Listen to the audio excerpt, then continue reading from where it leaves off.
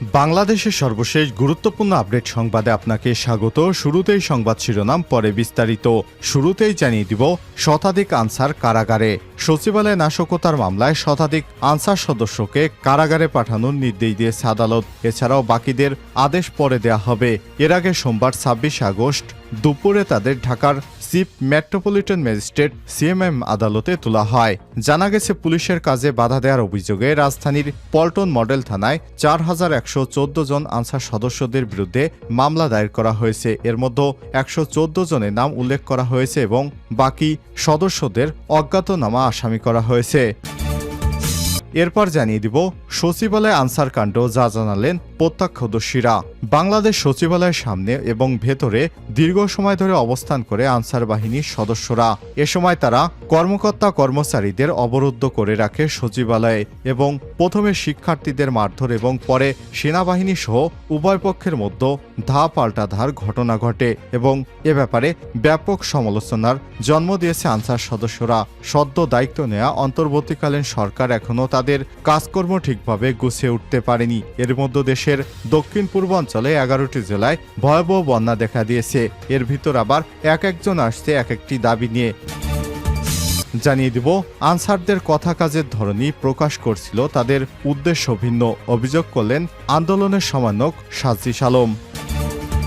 এবারে জানাবো, হাসনাত আবদুল্লাহ সর্বশেষ অবস্থা জানালেন ঢামেক পরিচালক।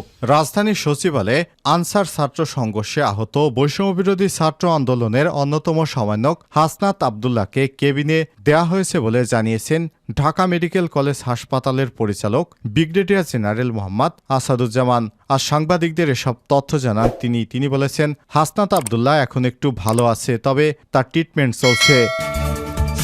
এবারে জানাবো, ফ্যাসিবাদ সরকারের কর্মকর্তাদের দ্রুত অপসারণ করতে হবে বললেন বিএনপির মহাসচিব মির্জা ফখরুল ইসলাম আলমগীর।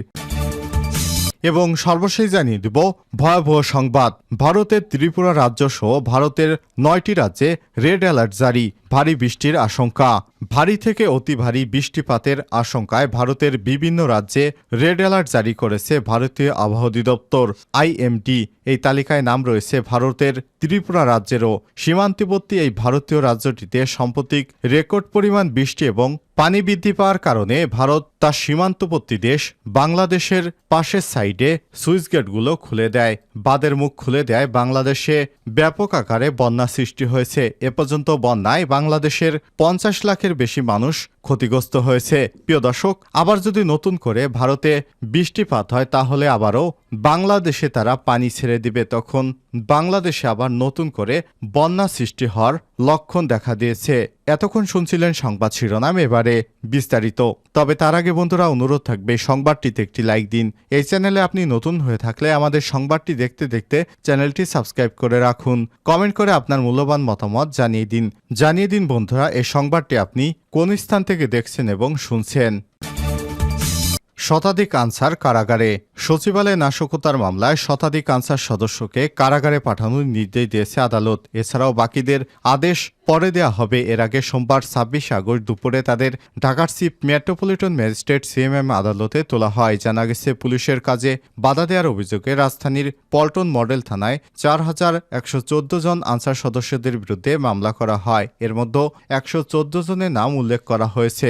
পল্টন থানার উপপরিদর্শক সাজ্জাদ হোসেন ভূঁইয়া বাদী হয়ে মামলাটি দায়ের করেন। উল্লেখ্য, নিজেদের চাকরি জাতীয়করণের দাবি আদায়ে রোববার ২৫ আগস্ট প্রায় ১০,০০০ আনসার সদস্য সচিবালয় ঘেরাও করে এবং অন্তর্বর্তী সরকারের ৭ জন উপদেষ্টা সহ সচিবালয়ের অন্যান্য ঊর্ধ্বতন কর্মকর্তাদের জিম্মি করে রাখে। উত্তেজিত আনসার সদস্যরা শান্ত করার জন্য বিকেলে আনসার এবং ভিডিপি মহাপরিচালক মেজর জেনারেল আব্দুল মোতালেব সাজ্জাদ মাহমুদ সচিবালয়ে আসেন। এরপর আন্দোলনরত আনসার সদস্যদের দাবি মেনে নেওয়ার আশ্বাস দেন তিনি। কিন্তু এরপরও কিছু উত্তেজিত আনসার সদস্যরা সচিবালয় ঘেরাও করে। তারপর সেখানে উপদেষ্টার ৭ জন সদস্য এবং সচিবদের জিম্মি করে তারা নানা রকম স্লোগান দিতে থাকে এবং ৩ নম্বর সচিবালয়ের গেট ভেঙে ভিতরে প্রবেশ করে বিশৃঙ্খল কর্মকাণ্ড শুরু করে।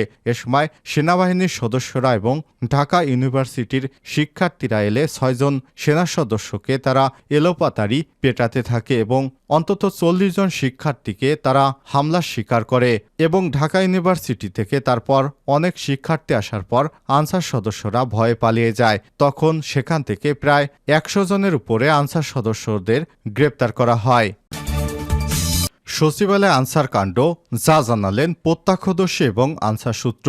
বাংলাদেশ সচিবালয়ের সামনে এবং ভেতরে দীর্ঘ সময় ধরে অবস্থান করে আনসার বাহিনী কর্মকর্তা কর্মচারীদের অবরুদ্ধ করা এবং প্রথমে শিক্ষার্থীদের মারধর এবং পরে উভয় পক্ষের মধ্যে পাল্টা ধার ঘটনা ব্যাপক সমালোচনার জন্ম দিয়েছে। সদ্য দায়িত্ব নেওয়া অন্তর্বর্তীকালীন সরকার এখনও তাদের কাজকর্ম ঠিকভাবে গুছিয়ে উঠতে পারেনি। এরই মধ্যে তারা নানা রকম ঝামেলা শুরু করেছে। এ অবস্থায় সরকার এবং দেশবাসী যখন বন্যা মোকাবিলায় ব্যস্ত, তখন দেশের প্রশাসনের প্রাণকেন্দ্র সচিবালয় অবরুদ্ধ করে আন্দোলন করায় আনসার বাহিনীর উপর ক্ষুব্ধ হয়েছে গোটা দেশবাসী। বিশেষ করে রোববার বিকালের মধ্যেই যখন তাদের অধিকাংশ দাবি মেনে নেওয়া হয়, তখন আর আন্দোলনের যৌক্তিকতা থাকে না। কিন্তু তারপরও আন্দোলন চালিয়ে যাওয়া এবং এক পর্যায়ে শিক্ষার্থী এবং সেনা সদস্যদের উপর হামলা চালানোয় তীব্র ক্ষোভের সৃষ্টি হয়। এমনকি অনেক বাহিনীর বিলুপ্তি দাবি করেছে। আবার কেউ কেউ বলছে সম্প্রতি বিদায় নেওয়া 16 বছরের স্বৈরশাসকের দোসর হয়ে তারা কাজ করছে। জানা যায় গতকাল শিক্ষার্থীদের উপর আনসার সদস্যদের হামলা এবং পরবর্তীতে দুই পক্ষের মধ্যে সংঘর্ষে সাংবাদিক, সেনাবাহিনী ও শিক্ষার্থী মিলে অন্তত 40 জন আহত হয়েছে। এদের মধ্যে বৈষম্যবিরোধী ছাত্র আন্দোলনের অন্যতম সমন্বয়ক হাসনাত আব্দুল্লাহ এবং সাজিশ আলমও রয়েছেন। এদিকে শিক্ষার্থীদের উপর গুলি চালানোর অভিযোগ উঠেছে আনসার সদস্যদের বিরুদ্ধে। এদিন সরকারের অন্যান্য দাবি মেনে নিলেও চাকরি জাতীয়করণের এক দফা দাবিতে অনড় থাকেন তারা। শেষ পর্যন্ত রাতে তাদের সঙ্গে ভয়াবহ সংঘর্ষ ঘটে শিক্ষার্থীদের। আনসারদের কথা কাজের প্রকাশ করছিল, তাদের উদ্দেশ্য ছিল ভিন্ন, বললেন সাজিশ আলম। বৈষম্যবিরোধী ছাত্র আন্দোলনের অন্যতম সমন্বয়ক সাজিশ আলম বলেছেন, আনসারদের কথা এবং কাজের ধরনই প্রকাশ করছিল তাদের উদ্দেশ্য ভিন্ন। সোমবার 26 আগস্ট দুপুরে নিজের ফেসবুক পেজে এক পোস্টে এসব কথা বলেন সাজিশ। ফেসবুক পোস্টে তিনি বলেছেন, বিগত এক সপ্তাহ ধরে ঢাকার সরকারি প্রাইভেট অন্তত 20টির অধিক হাসপাতালে ঘুরে ঘুরে আমরা আমাদের আহত ভাইদের দেখেছি, ডাক্তার, রোগী, স্টাফদের সঙ্গে কথা বলেছি। এই দুর্নীতিগ্রস্ত স্বাস্থ্য ব্যবস্থার ভিতর এবং বাইরে নানা গল্প জেনেছি, সেগুলো আমরা স্বাস্থ্য উপদেষ্টাকে জানাতে চাই। তিনি আমাদের কথাগুলো শুনতে আমাদের ডাকেন। আবার আমাদের ত্রাণ নিয়ে দুর্যোগ এলাকায় যা ট্রাকগুলো কিংবা গাড়িগুলোতে ত্রাণ বিভিন্ন জায়গা থেকে ক্যাম্পাসে আসছিল, সেগুলো ক্যাম্পাসে পৌঁছতে পারছিল না। তাছাড়া বন্যা কবলিত এলাকায় নানা প্রত্যন্ত প্রান্ত থেকে কল মেসেজ আসছিল ত্রাণের জন্য। আইন শৃঙ্খলা রক্ষাকারী বাহিনীর তৎপরতা, কার্যক্রম, পরিস্থিতি স্বাভাবিক করার বিষয় নিয়ে কথা বলার জন্য আমরা স্বরাষ্ট্র উপদেষ্টার সঙ্গে কথা বলতে যাই। এই দুই বিষয় নিয়ে কথা বলতে যাওয়ার সময় আমরা সচিবালয়ের আশেপাশে রাস্তাগুলোতে অবরুদ্ধ করে আনসারদের আন্দোলন দেখতে পাই। পরে এ বিষয়টি আমরা স্বরাষ্ট্র উপদেষ্টাকে জানাই। আমরা জানতে পারি আমাদের পূর্বেই আমাদের অন্য দুই উপদেষ্টা নাহিদ ইসলাম এবং আসিফ মাহমুদ স্বরাষ্ট্র উপদেষ্টার সঙ্গে এ বিষয়ে কথা বলে যৌক্তিক সমাধানের আহ্বান জানান। কিন্তু তারা তারপরেও তাদের দাবিদা নিয়ে সচিবালয় ঘেরাও করে দেশকে একটি অরাজকতা অবস্থায় ফেলে দিতে চায়। এ থেকেই বোঝা গিয়েছে তারা বিগত ফ্যাসিস্ট সরকারের দোসর।